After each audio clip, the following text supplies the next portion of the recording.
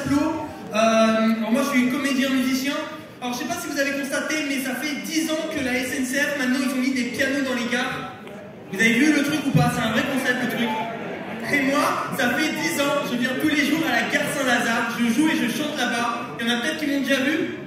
Voilà, c'est ça la notoriété, ça fait plaisir. Mais faut savoir que je vais dans les gares, voilà, j'ai rencontré plein de gens et en fait au début les gens ils étaient contents parce que quand ils me voyaient, ils disaient ah sympa, un nouvel artiste, on espère qu'il va se faire connaître. 3 ans après, ils passaient dans la gare, ils voyaient que j'étais toujours là, ils disaient ah apparemment il est toujours là le clochard. La dernière fois je suis reparti avec un panini et une couverture.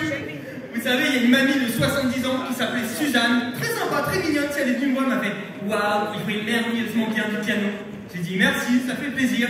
Ce matin, je me suis réveillé avec Suzanne. Alors elle, par contre, elle s'est pas réveillée. C'est quand elle me disait envoie-moi au 7e ciel, je pensais pas l'envoyer au ciel directement. Il y a une autre fois aussi, j'arrive à la gare, je m'installe, je joue, je chante. Et là, je vois 4 personnes qui se retournent. À ce moment-là, je me suis clairement cru dans The Voice. Tu sais, il y avait 3 mecs, une fille. Je suis allé voir la fille et je lui ai dit bah écoute, je vais te prendre. Du coup, j'ai passé l'étape des battles en prison. Moi, je pense que la gare, honnêtement, c'est un bon endroit pour draguer. La dernière fois, je vois une fille, elle pianote tranquillement. Je viens la voir, je fais waouh, j'aimerais trop avoir ton doigté. J'ai passé une 2e nuit en prison.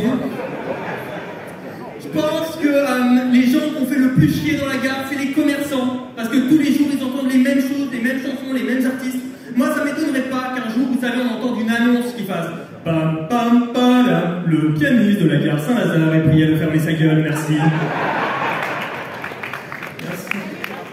Ah, il y a quoi d'autre aussi? Les gens qui te filment, j'ai remarqué que les gens ils aiment bien te filmer. Il y a des gens qui m'ont filmé, ils m'ont mis sur internet, et il y a des vidéos qui ont fait des millions de vues. Je repose la question, qui me connaît ici par applaudissement? Voilà, vive la notoriété.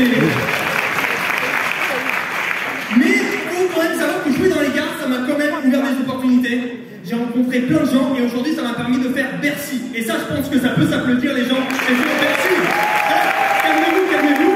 J'ai juste fait la gare de Bercy. Là-bas aussi, il y a un super piano et je vous le recommande.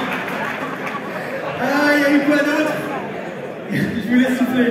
Il y a eu Gims. Vous voyez le chanteur Gims? Là, celui qui croit qu'on fait de l'électricité avec des pyramides. Ouais.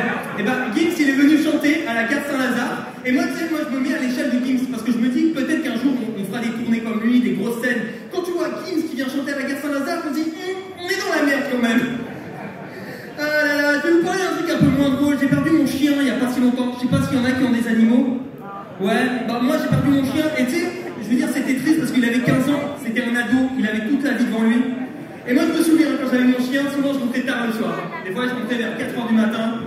Et il fallait que je le sorte, tu sais, pour qu'il aille chier. Maintenant qu'il est plus là, bah je le sors chier tout seul en fait. Tu sais, j'ai constaté que quand t'as un chien, tu rencontres plus facilement des gens. J'ai constaté que j'avais une voisine. À la fois, je ne pouvais pas parler avec elle. Et je lui dis que maintenant, je me suis mis au chat. C'est pas un mauvais délire, le chat? Tu sais, quand t'achètes un chien, il y a un feeling avec le chien. Mais le chat, il y a zéro feeling. Moi, j'ai acheté un chat. J'ai laissé 2 heures dans mon appartement. Je suis parti. Je suis revenu. Il avait changé la serrure du bâtard. Et il avait mis un panneau sur la porte. Achète-moi des whiskas, sinon tu te casses. Vraiment, mauvais délire, mauvais délire. Mais elle était cool, cette fille, parce que cette voisine, parce qu'elle m'a invité dans une soirée où il y avait de tout. Il y avait un crooner.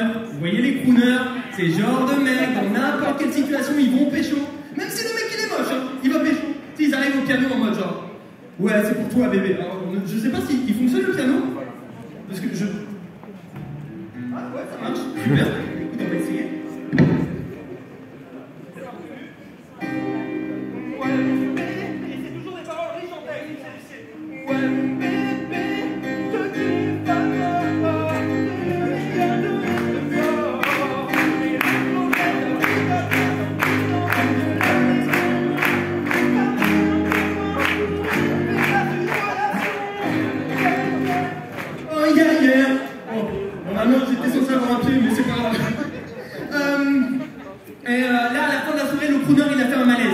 Et tout le monde m'a dit, mais qu'est-ce que tu fous? Appelle le 18, appelle le 18. Mais j'ai appelé le 18. Mais le problème, c'est qu'on était le 10. Donc quand j'ai appelé le 18, ça faisait déjà 8 jours qu'il était mort. C'est pas grave, je vois vos réactions et franchement, c'est bienveillant. Parce qu'à la fin, il y avait une fille dans cette soirée qui s'appelait Natalia. Elle était mignonne et moi, je voulais être marrant avec elle. Alors je lui ai raconté l'histoire de la merde et de la fraise. Bon, je vous explique. C'est une merde et une fraise. fraises qui sont dans un bois, et la fraise, elle regarde la merde d'un regard un peu méprisant. C'est genre en mode, toi t'es d'une grosse merde, t'es dégueulasse. Moi je suis une petite fraise, c'est mignonne, tout le monde me veut. Là t'as un mec qui passe dans le bois, qui récupère la fraise, et la merde elle voit la fraise partir, et elle lui fait à tout à l'heure. Voilà, hein, vous aurez compris que je ne l'ai pas pécho ce soir-là, mais à la fin de la soirée, je l'ai raccompagné en voiture. Et ça c'est très important, il faut toujours accompagner une fille en voiture. Donc on a roulé quelques kilomètres comme ça. On a roulé. Là, vous aurez juste compris en fait que j'ai une Fiat Panda.